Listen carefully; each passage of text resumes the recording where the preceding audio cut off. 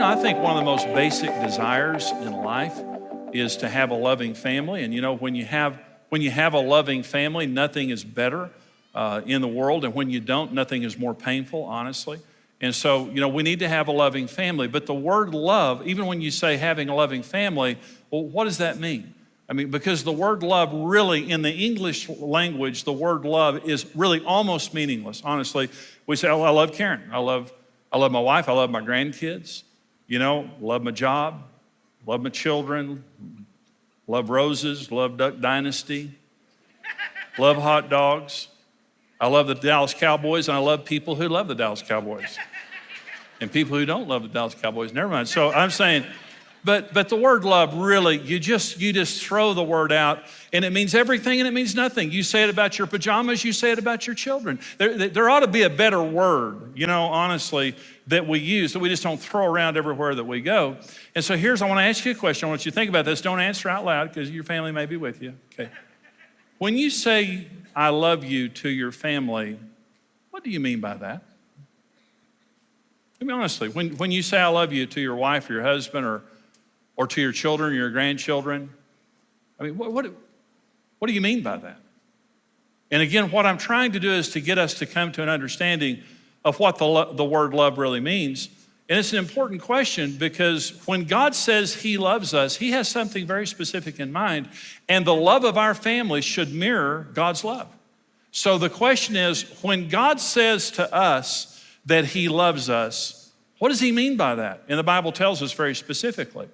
And this is John 3:16, using the word love here. God so loved the world that he gave his only begotten son, that whoever believes in him should not perish, but have everlasting life. The word love there is the word apago, that is the verb, but the noun is agape. The Greek language is much superior to the English language because it has many more words in it and much more specific words than we have in the English language. So when God's saying and he loves us in the New Testament, it's always the word agape, almost always the word agape. This is God's kind of love. Now, this is a full theological definition of the word agape. When God says he loves us, it means agape. Here is the full theological definition, and I absolutely love this, but pay attention to this definition. Here it is. The definition of agape: unconditional love, love by choice, and by an act of the will. The word denotes unconquerable benevolence and undefeatable goodwill. It will never seek anything but the highest good for another person. Listen, it does not need a chemistry, an affinity, or a feeling. It is love that endures through any circumstance or difficulty. Agape is a love that exclusively belongs to God and God's people. And I got that out of one of my theology books. That's a full theological definition of the word agape. It's a beautiful thing. Agape love is the only love that doesn't require an emotion. Every other type of love in this world requires an emotion. And let me give you an example of this. These are the 5 words for love in the Greek language.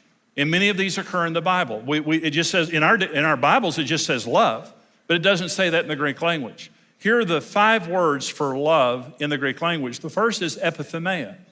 And the word epithumia, this is where we get our word thermos, by the way. It means passion, it means hot.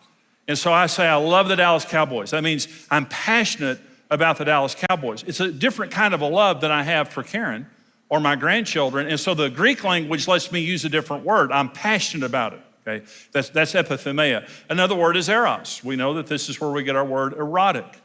And so this is sexual desire. I say to Karen, I love you. Could have been, that I'm saying it in the sexual way. Phileo is another word. This is a fond affection, a brotherly love. The word Philadelphia, Delphia is brother. Philos is a fond affection, a friendship that you have with someone.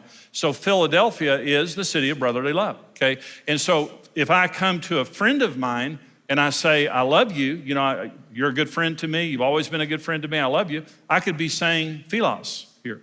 Another word is the word storge.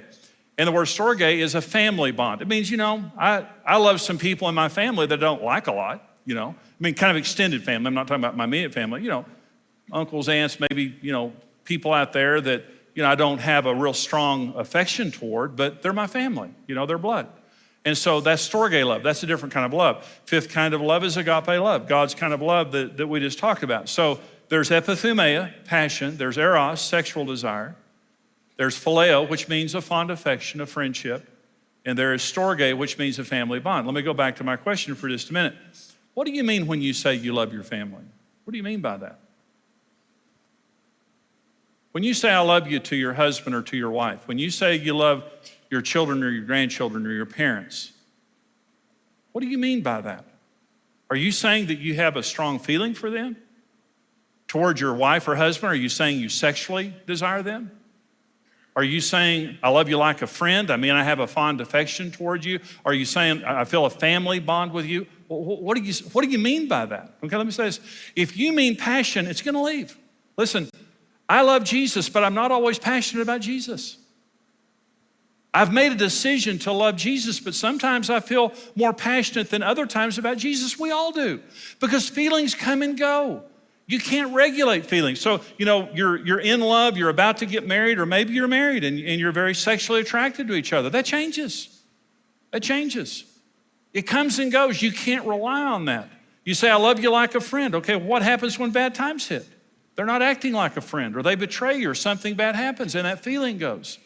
What happens when that family bond? There's problems in the family that overcome the feeling of that family bond. And I'm saying this, you cannot depend on a feeling. You simply cannot. If your love means an emotion, you have a very unstable foundation of love in your family. I'm just saying it won't support your family. That is not a supportable foundation. And I'm not saying that it's wrong to feel. If you feel passion, if you feel attraction, if you feel friendship, I'm not saying that it's wrong to feel. I'm saying it's wrong to base your love for another person on an emotion, and you need to thank God that God doesn't. When God tells us he loves us, what God is saying is, I will never change my mind. I'm in love with you. This is not a feeling. I don't need a chemistry. Agape doesn't need a chemistry. Agape will never say, I don't love you anymore. I'm out of love. Agape doesn't say that, because agape doesn't run out of will. But if you have a feeling, you're gonna run out of that feeling. I'm telling you right now, your feelings cannot dictate your life. There's nothing more painful in the world than a person who lives by their emotions. Your emotions will tear you apart if you let them be the engine. Our emotions are the caboose. They're there. They sometimes are good, they sometimes are bad, sometimes they're up, sometimes they're down. Do not let your life be led by emotions. Emotions are the caboose, my will is the engine. And what I have said to Karen Evans is, I will love you for the rest of my life. I might not like you right now. I might not have any feelings right now. I may not have any attraction right now, but I have decided, like God decided to me, that for the rest of my life, I will only do what is good for you, regardless of how I feel, regardless of the circumstances. So when I say to Karen Evans, when I say to my children and grandchildren, I love them, what I'm saying to you is, like God loves me, I've made a decision in good times and in bad to only do what's best for you. That's what I mean by that. I've made a choice to love you regardless of how I feel or the circumstances. I will only seek what's best for you, and I'll be faithful for you. So the nature of love, when you talk about love, and let me say this now, just look at Hollywood. If you want to see how miserable people can be through chemistry and by feelings, just look at Hollywood. Look at these relationships. They've got all the money in the world. They're the best looking people on earth. If chemistry could make a relationship work, they would explode when they kissed. But they get married, they have these $3, $4, $5 million weddings, and then it explodes because it was based on sexual attraction and passion. And there was not the foundation of a godly will behind it. And I love those people, and Karen and I pray for them all the time. I'm not better than they are. But look at them. Then I'm saying look at them because they're public. What makes a family that is loving is an act of your will that does not change, that stands during good times and bad, and it acts like God when ungodly things are happening. The source of that love is God.